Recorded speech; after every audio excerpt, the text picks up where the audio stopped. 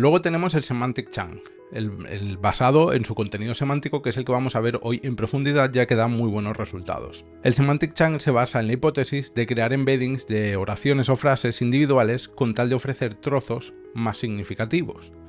Y esto parte de la premisa, aquí respondo a la pregunta anterior, de que los trozos pequeños mantienen mejor el significado y la relevancia, o sea que por este lado son mejores, pero por otro lado los trozos grandes mejoran el contexto. Como ya habéis visto, cuanto más pequeño tendríamos frases más sueltas, pero perdemos mucho contexto, aunque luego para hacer la similitud coseno, por ejemplo, es mucho más sencillo y da mejores resultados. Pero aquí tenemos pues esta contrapartida, que es con la que siempre tenemos que ir jugando. Pero como solución tenemos el Semantic Chunk. Partiendo de esta premisa, de los trozos pequeños y los grandes, es a lo que intenta dar respuesta el Semantic Chunk. ¿Cómo funciona esto? Bueno, pues primero de todo lo que vamos a hacer es, dado un documento, vamos a empezarlo a dividir por frases. Por lo tanto, aquí vamos a tener ya estos trozos pequeños que guardan mejor la relevancia semántica. Luego estas frases las vamos a agrupar. Por ejemplo, agruparemos 1, 2, 3, 4, 5, 6. Una vez tenemos agrupadas estas frases, vamos a chequear esta similitud. Una vez en el espacio vectorial, bueno, luego lo veremos, pero a lo mejor pues, por X percentil, vamos a chequear la similitud, y si esta similitud está dentro de un umbral que hayamos determinado, si está dentro del umbral las vamos a combinar, por lo tanto vamos a acabar teniendo trozos más grandes, y si está fuera del umbral las vamos a mantener separadas. Esto quiere decir que de manera recursiva también, mientras estos trozos, estas frases, estén dentro del umbral que hayamos definido, se van a ir agrupando. Por lo tanto, aquí al final conseguimos la ventaja, por un lado de trocear en pequeño y por otro lado de trocear en grande. Ahora vamos a verlo directamente en el código, cómo funciona todo esto que acabamos de ver, que lo veréis de manera más clara. Bueno, primero de todo aquí tenéis unos prerequisitos que yo ya lo tengo todo instalado, las librerías que necesitáis. Vamos a utilizar en este caso OpenAI por defecto, por simplicidad, porque quiero que nos centremos en lo importante a día de hoy, que es el chunking. Y a posteriori, en los últimos vídeos de la serie, ya construiremos una aplicación RAG completa para poder ir a producción, y en este caso ya utilizaremos modelos open source. Pero ahora quiero que nos centremos solo en el chunking, por lo tanto lo más fácil, por defecto, es utilizar OpenAI. Vale, lo primero que hago aquí es descargarme un libro de Gutenberg.org. Aquí nos podemos descargar libros de manera totalmente gratuita y legal, importante, los libros que están aquí os los podéis descargar de manera legal. Yo me estoy descargando un libro acerca del cerebro, en formato TXT, el cual al final pues le pongo este nombre de Brain TXT. Una vez lo tengo descargado, lo que voy a hacer es cargarlo en memoria. Vale, entonces a partir de aquí vamos a ver las estrategias de chunking. Aquí vamos a ver primero la recursiva para que veáis la diferencia de la semántica. O sea, primero de todo vamos a crear nuestro text splitter. Voy a utilizar la clase de Recursive Character Splitter, Text Splitter, de LangChain. Le voy a decir que quiero un chunk size de 600, el overlap me da igual, es solo para el ejemplo. Y luego este parámetro, el length function, le voy a decir qué función voy a utilizar para calcular el largo, ¿no?, de estos trozos, que en este caso básicamente es la función len que viene ya de Python. Vale, lo siguiente, ya tenemos nuestro text splitter preparado, por lo tanto ahora sí le vamos a pasar nuestro libro y con la función splitText nos va a devolver estos trozos con el método recursivo. Aquí básicamente, para lo que veáis, estoy printando de manera aleatoria entre los trozos 41 y 56.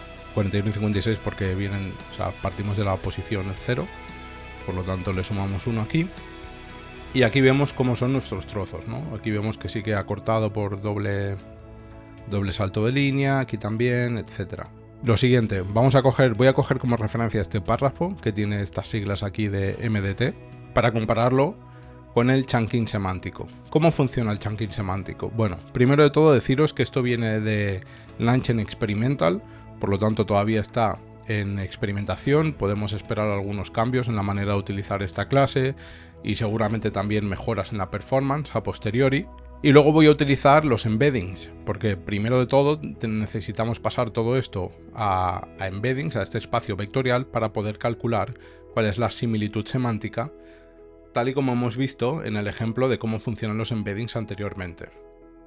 Por lo tanto, voy a utilizar el Text Embedding 3 Large de OpenAI Y luego el breakpoint, o sea, este umbral que os decía de que vamos a utilizar para dividir o agrupar, por defecto podemos utilizar el método de percentil, que es el que voy a dejar también por defecto. Existen otros métodos que os los he puesto por aquí con su explicación. Está el percentil, la desviación estándar o el método intercuartil. Vamos a utilizar el de por defecto, en el cual se calculan todas las diferencias entre frases y cualquier diferencia mayor al percentil X que está definido por defecto se utiliza para dividir. Bueno, aquí explico los pasos de lo que va a hacer esto, pero básicamente es lo que hemos visto antes. Primero vamos a dividir el documento por frases. Luego estas frases las vamos a indexar básicamente en un array, las vamos a agrupar, vamos a calcular las distancias y luego pues vamos a decidir si las mantenemos juntas y seguimos juntando o si las mantenemos separadas. Aquí ya tenemos nuestro semantic chunker preparado, entonces con la función createDocuments le paso el libro otra vez. Este proceso tarda un poquito más que el anterior, tarda alrededor de 20-30 segundos. Una vez ya tenemos nuestros chunks semánticos, aquí lo que he hecho es buscar dentro de todos los chunks que tengo esta frase que coincide con este último trozo que nos ha printado el método recursivo, ¿no? Aquí vemos que nos dice que MDT está asociado con el hardware básico de las funciones cerebrales, que si nos vamos aquí vemos que el trozo que contiene esta misma información cambia. Aquí ya vemos que la frase empieza con anterioridad y aquí nos da un poquito más de contexto, ¿no? Aquí veíamos que justamente esto era un punto y seguido, por lo tanto seguramente el contexto es importante. Aquí estamos hablando de contendrá la misma semántica, cosa que con el método recursivo, pues como había un espacio aquí, pues seguramente es donde ha coincidido para cortar. Vale, lo siguiente, ya tenemos nuestros chunks semánticos hechos. Este ha coincidido que es bastante corto realmente, pero normalmente solo acabamos teniendo unos chunks bastante grandes. ¿Por qué acabamos teniendo unos chunks bastante grandes? Bueno, primero por un lado tenemos la ventaja, lo que hemos comentado antes, de que mantenemos este contexto. A la hora de pasarle este contexto al modelo de lenguaje, seguramente nos va a dar una mejor respuesta. Y por otro lado, ya con los trozos pequeños ya hemos hecho este cálculo de similitud. Por lo tanto, ya es un paso previo que hemos hecho. Y nos quedamos al final con los trozos grandes que tienen todo el contexto y aparte mantienen la relevancia semántica porque lo hemos calculado con los trozos pequeños. Vale, a continuación vamos a crear nuestra RACAP. Lo primero de todo, también por simplicidad del ejemplo, como vector store voy a utilizar FAIS. FAIS viene de Meta, que FAIS significa Facebook AI Similarity Search. Es una vector store en memoria. Entonces primero de todo, le importo. Y le voy a decir que voy a crear mi vector store a partir de estos chunks semánticos. Le voy a pasar el modelo de embeddings, otra vez el mismo que he utilizado anteriormente, para crear estos embeddings y guardarlos en mi vector store, en mi base de datos de vectores. Luego, para comprobar cómo es esta estrategia de troceo, lo que voy a hacer es, una vez le paso una pregunta, este ya es nuestro retriever, es el que se va a encargar de recuperar la información, le voy a decir que solo me devuelva un resultado. Normalmente esto está configurado a 2, 3, por lo tanto te va a devolver los 2 o 3 trozos de documentos que considere relevantes. En este caso vamos a ponerlo en 1, por lo tanto tiene que acertar.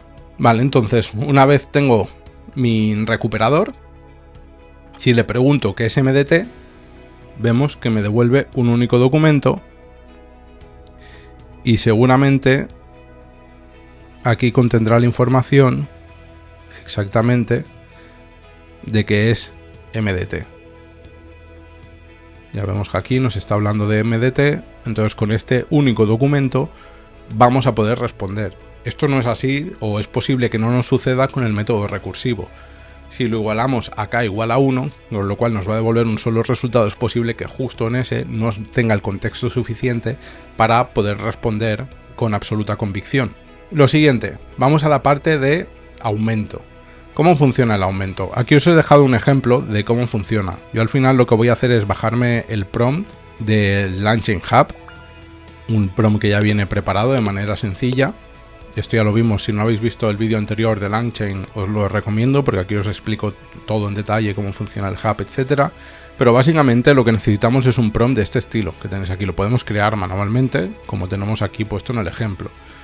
Y hay dos partes clave que necesito. Por un lado, una variable, un placeholder para poder añadir la pregunta del usuario y otra variable, otro placeholder para poder añadir este contexto que nuestro recuperador, nuestro retriever, ha recuperado de nuestra base de datos de vector. Vale, entonces una vez tengo ya nuestro prompt, ya solo nos quedaría crear nuestra cadena. Bueno, en la fase de generación básicamente es definir el modelo que vamos a utilizar, que por defecto va a ser el GPT 3.5, que viene por defecto ya que no estoy especificando nada, como veis aquí el 3.5 Turbo, suficiente para este ejemplo. Vale, entonces lo siguiente es crear nuestra cadena haciendo uso del LangChain Expression Language. Que esto sí que es verdad que lo vimos muy por encima en la última clase de LangChain, por lo tanto, antes de ejecutar toda esta cadena, vamos a explicar en detalle qué es el LangChain Expression Language. Voy a volver a las diapositivas.